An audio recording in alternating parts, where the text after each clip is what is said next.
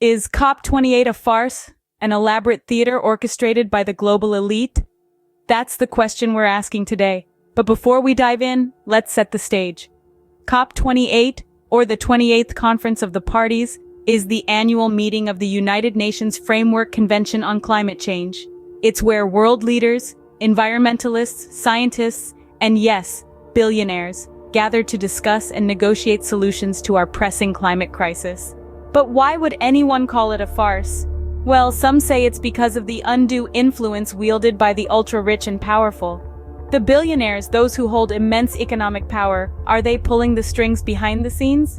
And what about the president of COP28, the person who's supposed to ensure the legitimacy and transparency of the conference? Are they part of the problem or the solution?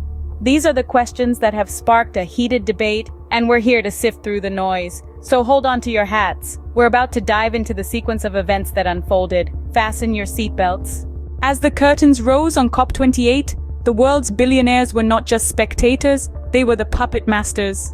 These influential elites took center stage, their hands pulling at the strings of policy and decision-making. In the shadowy backdrop of climate negotiations, they held sway over the proceedings, their voices echoing louder than those of nations. Billionaires, with their vested interests in industries often detrimental to our environment, played a significant role. Their influence, however, is not just about their wealth. It's about the power that wealth holds over our global systems. Their decisions shape not only the course of COP28, but also the future of our planet. Their investments in fossil fuels, deforestation, and other environmentally harmful practices cast a long, dark shadow over their proclaimed dedication to climate change. The irony is glaring. They fund the causes of the problem and then pose as the solution. And what about their impacts? Their decisions ripple across the globe, affecting the ecosystems, the wildlife, and the very air we breathe.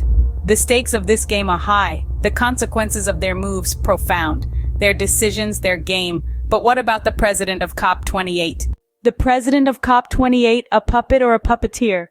Let's delve into the role of the president in this event. His actions and decisions are the threads that weave the tapestry of COP28. But what are the motivations behind these moves? Are they genuine, or are they choreographed by unseen hands?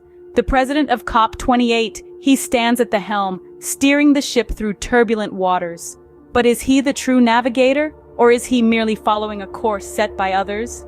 His influence is undeniable, but we must question its origin. Is it born out of his own conviction and understanding, or is it a script handed to him by the puppet masters? It is a game of chess, with the planet as the board and the future at stake. Is the president a pawn, moving along predetermined paths? Or is he a player, strategizing and making moves of his own? He is either a puppet, dancing to the tune of others, or a puppeteer, pulling the strings. So we ask, which is it?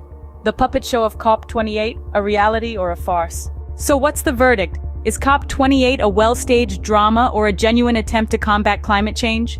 Let's recap. We've seen the billionaires playing their game, using this global platform to paint their green images, their wallets seemingly more important than our world. We've watched the president of COP28, a figurehead, puppeteered by the strings of political and corporate interests. Are these the actions of a conference committed to saving our planet? Or are we witnessing a grand performance, a farce with the world as its stage? Now don't just take our word for it, dig deeper.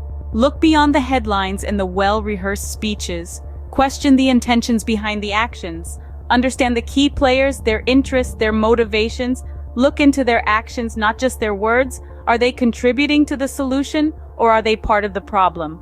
Remember, the power to decide the truth lies with you. Research, question, and form your own opinions about COP28.